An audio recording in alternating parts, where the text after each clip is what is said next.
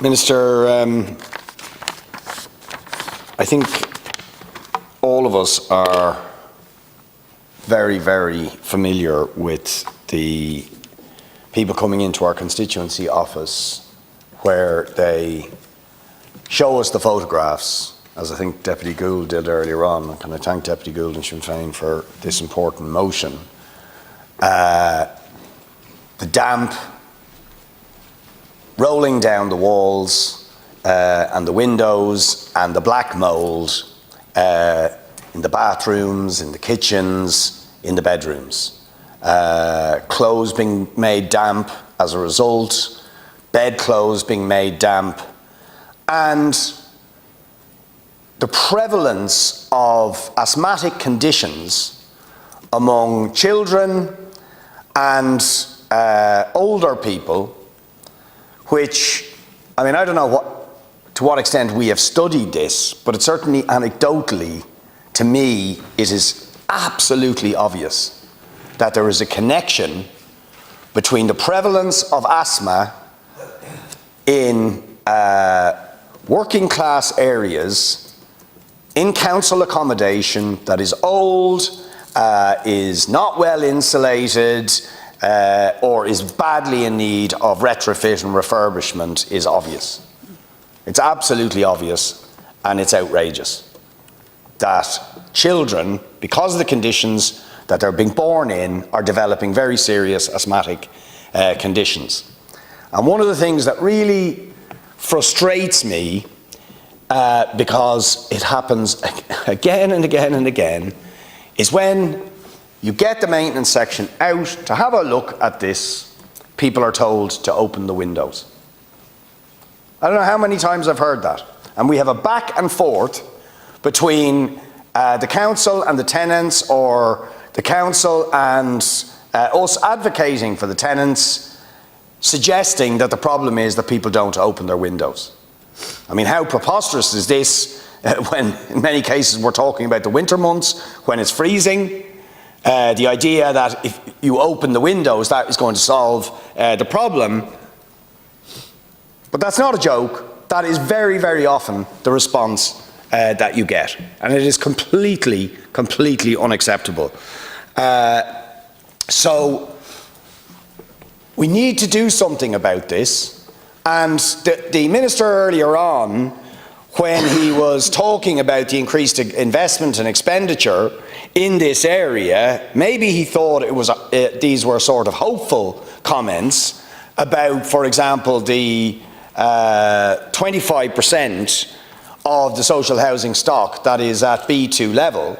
But what that means is 75% of the 170,000 council houses in this country are below that level.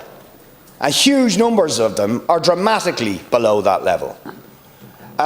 So people are living in poorly insulated homes. Very often that results in damp, affecting people's health, affecting people's mental well-being, affecting their children, affecting the most vulnerable, the young, the old, the sick, because their homes are not properly insulated and built up to the standards, or refurbished to the standards that people should be living in. And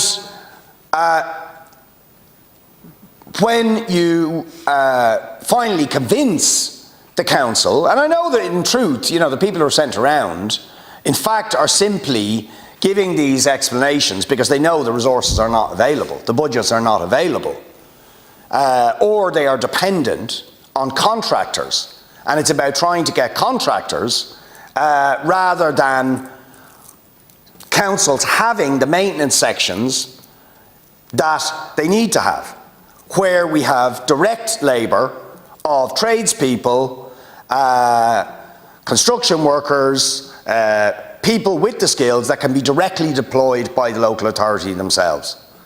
We're instead reliant on contractors.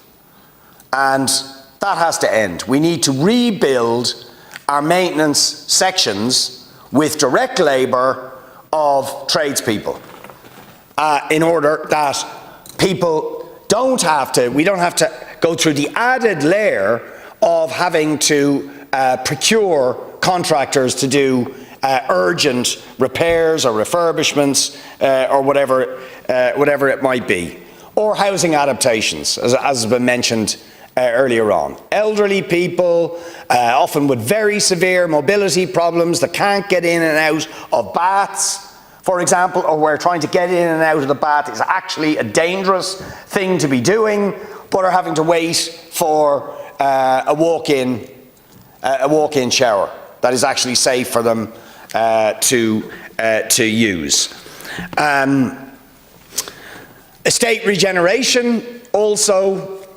Certainly in my area, it has been long identified, for example, in areas like Sallynoggin and Monkstown Farm, that some of the housing stock is completely totally unsuitable. What are known as the masonettes, or the upsy-downsies, as some people refer to them in Sallynoggin and Monkstown Farm, have long been identified, years and years ago, that they are not suitable. Tiny spaces, almost all chronic with damp, huge problems as well in terms of the lack of soundproofing between units, and still it hasn't happened to many of them, and people living in absolutely intolerable conditions. So these matters are absolutely urgent, and I don't think the urgency is there in terms of, I heard the Minister mentioning the budget increases, but I just took the trouble to go and look at the estimates books for the last 3 years. Energy efficiency, the amount that has been allocated is the same for the last 3 years, with an additional 2 million, but that's pittance. Right, it was 85, went to 87, and then 87 again. Planned maintenance, 30 million, 31, 31. So there's been no significant increases. Estate regeneration, 50 million, 50 million, 50 million.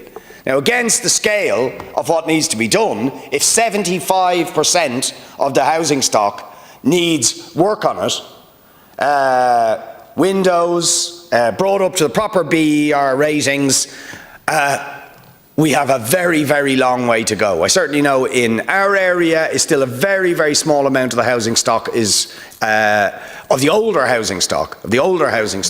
Is up to standard. So we need to invest more in it, and we need to have our own capacity to do it, so that we are not reliant on contractors to the extent that we are. And of course, all of this, as well as the health impacts, the mental health impacts on children, older people and vulnerable people, also, in huge amounts of cases, it also means these poorest and most vulnerable people are also hit with the biggest bills. Because in a vain attempt to try and heat homes that are not properly insulated, people have to bang up the heating and spend ridiculous amounts of money trying to keep homes that are not properly insulated warm, which or in many cases, they simply can't afford it at all, and simply don't heat the home and are sitting there freezing, in some cases endangering their actual lives. Certainly endangering their health, their mental well-being, but in some cases actually endangering their lives.